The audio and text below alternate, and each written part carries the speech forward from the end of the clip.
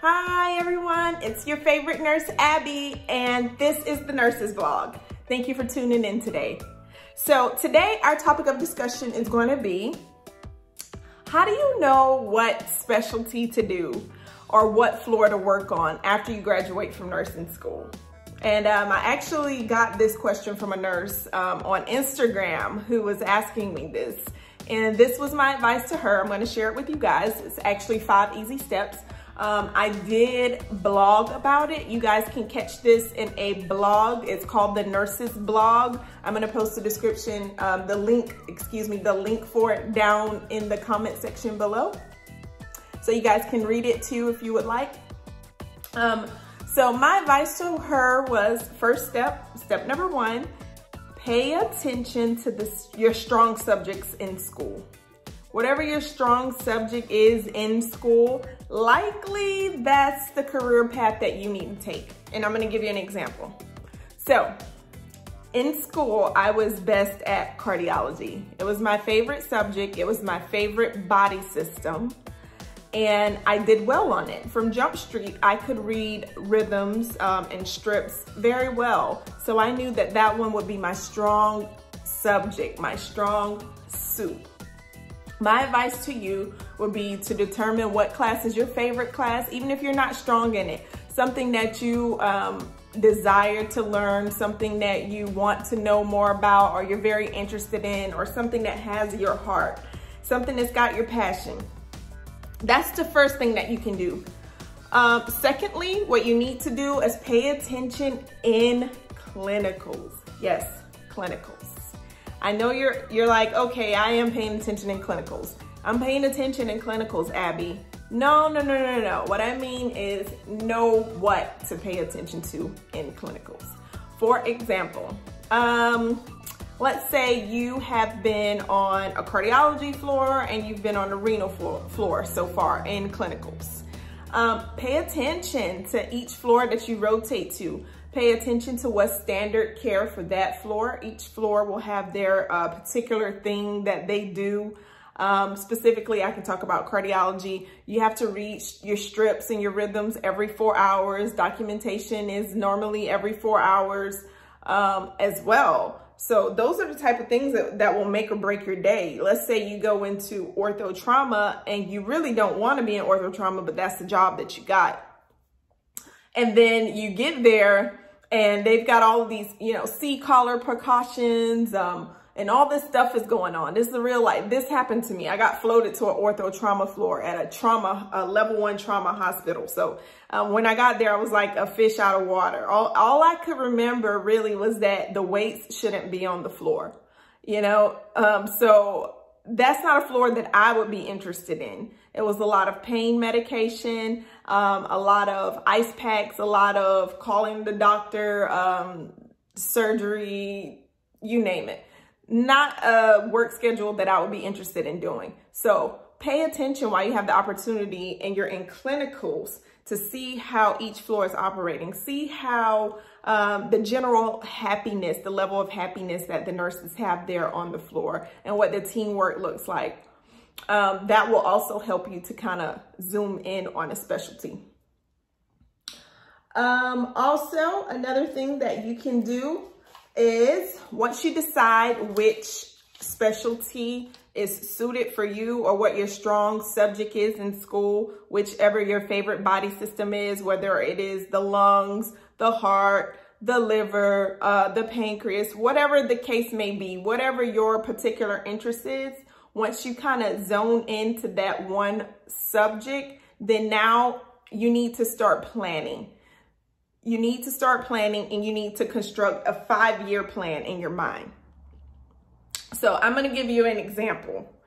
When I decided I wanted to do cardiology, I began looking it up. I did some research on it, and shockingly, there was a lot of growth in that field. So I decided, which I'm not doing this right now, but at that particular time, I had decided that I would go, first off, I want to start on a telemetry floor or a step down unit or a CCU or a CVICU, something like that. Okay.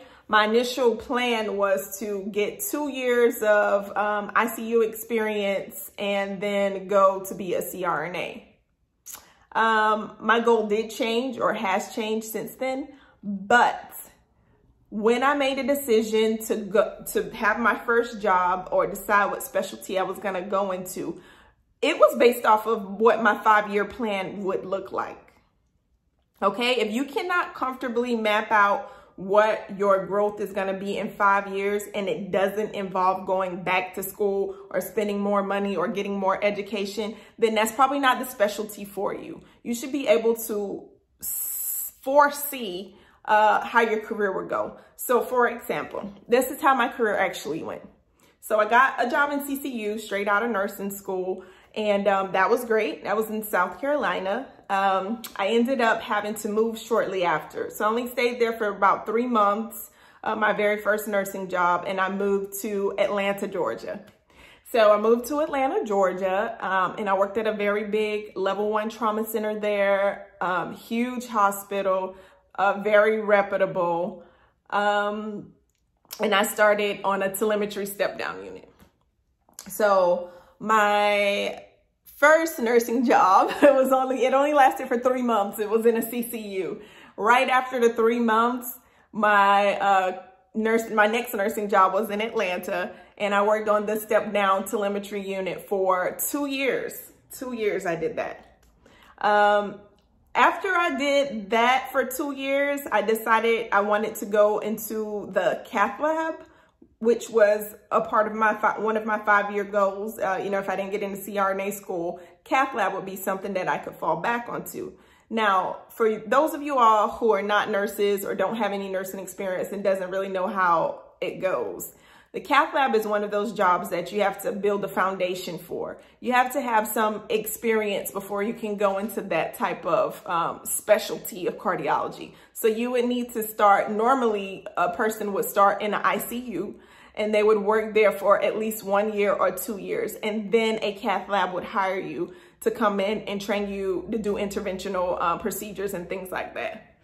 Fortunately, I worked at this level 1 trauma center that was so busy. The telemetry floor had CCU acuity level patients, probably compared to some of the other smaller hospitals that a lot of people work at. So when I applied for the Cath Lab, I actually found a job posting for electrophysiology. So I ended up at that particular time applying for electrophysiology because they just had a better work schedule. I don't want to work all that call. The Cath Lab is a lot of call. So I applied to electrophysiology, and then I worked there for 2 years. Now, long story short, the point that I'm trying to make is that I stayed within my career path. I stayed within my specialty. I stayed within the body system, the subject that I loved most, which was cardiology.